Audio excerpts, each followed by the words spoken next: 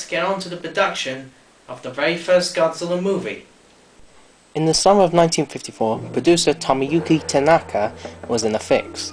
After failing to get a film project out called In the Shadow of Glory, a co-production with the studio that Tanaka worked, Toho, and the government of Indonesia to ease diplomatic strains between the two countries. Unfortunately, the project ended up being fell through, and Tanaka spent the entire flight home in a nervous sweat. Toho Studios was based in Tokyo. During the war, they used to produce propaganda or war dramas before, but a new law came in that banned production of any war films. Of course, nobody wants to be reminded of Hiroshima and Nagasaki back in 1945. Toho had an empty spot to fill since Tanaka's project failed. During the plane ride home from Indonesia to Japan, Tanaka looked from his plane window while flying over the Marshall Islands. Around this time, the Lucky Dragon incident was big on the news around the world. Along with the anti-nuclear movement, Tanaka came up with an idea for Toho's next film to fill on this plane ride. And the idea was a giant monster movie. Tanaka was inspired by the 1952 re-release of the classic King Kong, and a year before in 1953's giant hit, The Beast from 20,000 Fathoms. Both of them used stop-motion animation by Will O'Brien and Ray Harryhausen. This technique has been used countless times throughout cinema, even to the present day now. Tanaka presented his idea to Toho, and they were interested, especially Eiji Tsuburaya, who was enthusiastic about it, the father of Japanese special effects for Toho. He had a talent for creating highly detailed models, miniatures, and put them to good use during when Toho was making war films. Because he loved King Kong for its stop-motion effects, he really wanted to make the monster movie of his own someday. Why not start with Tanaka's idea? Then we enter Ishiro Honda, the director of the first Godzilla film. Ishiro Honda was one of the film directors for Toho.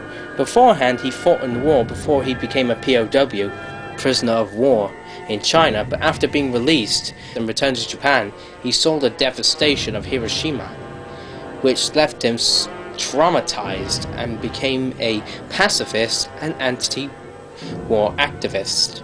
And of course, he worked with his friend Akira Kurosawa, known for creating one of the greatest foreign films ever made, like Throne of Blood, Dreams, and also the most famous films, Seven Samurai, which has been remade into Magnificent Seven, which you could say is a Western remake. Honda met up with Tanaka on his atomic monster idea, and while working on this project, Honda wanted it to be more of a war drama, but disguised it as a science fiction film with a message that the monster is the embodiment of nuclear weapons.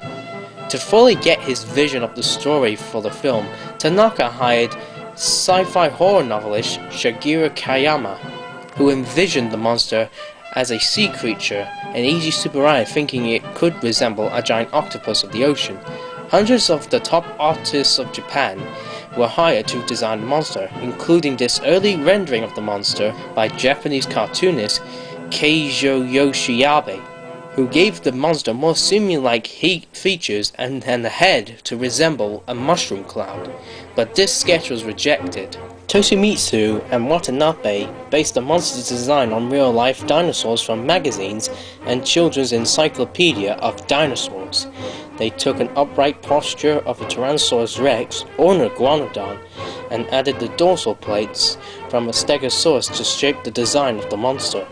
Now, with the design of the monster, they have to think up of a name for this giant creature. Originally, the film's prototype title was just called The G Project. The G stood for giant. There are two rumors of where the monster got his name from. There was one worker at Toho that had the nickname Gojira, and Tanaka decided to use the name. So how would you feel if a giant fire-breathing monster was named after you? I don't know, I think it would be pretty awesome. And the other rumor is that the word Gojira is a combination of two Japanese words.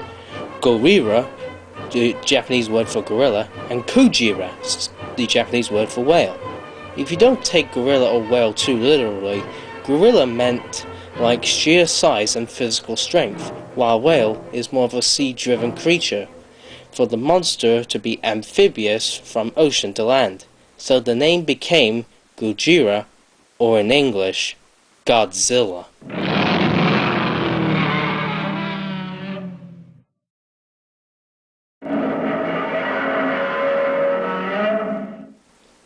Ishiro Honda's film crew took about 51 days to film on location and in the studio, while Eiji Tsuburai's effects crew took 71 days due to the effects trouble.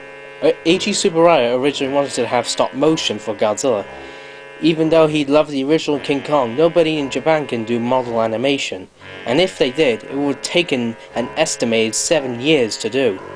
However, to Toho, this was out of the question.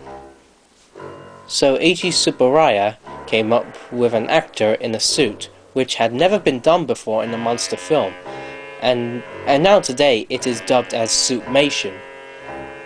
While this may be an easy alternative, but a whole new trouble came about. When you're a pioneer, nobody can tell you what are the guidelines or shortcuts that you can go through, so you experiment as you go along.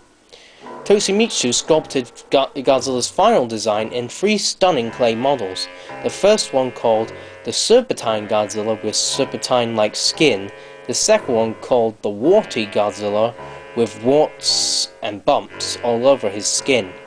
The third and final was called the Alligator Godzilla, while having the same basis as the Warty one, but all over is a really rough skin, like he's seriously been through hell like radiation. The design was approved by Tomoyuki Tanaka, Ishiro Honda, and Eiji Tsuburaya to be the final design of Godzilla. The Yagi brothers, Kenji Yagi, Koi Yagi, constructed the prototype suit for the actors that played Godzilla in the film, Haro Nakajima and Kasumi Tekiyuka.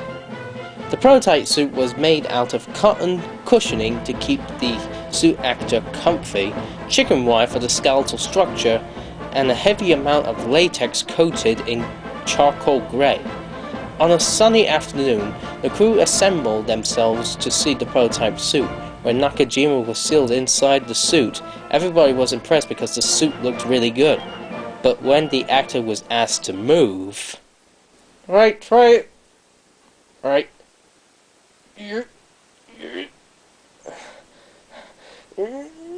You okay? What happened was that the latex completely hardened the suit as solid as a rock, and when Nakajima was inside, he was essentially swimming in it. Plus, it didn't help that the suit weighed over about 200 pounds. Jeez. So the Yagi brothers constructed a second suit, but this time made out of cotton, more cushioning, chicken wire again for the skeletal structure, bamboo, urethane foam, and liquid plastic. The second suit was an improvement over the prototype, but the weight was slightly changed.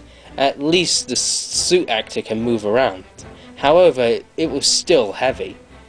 Godzilla's head was on top of the actor's head, while inside the neck, small holes were punctured into the neck for the actor to see and breathe.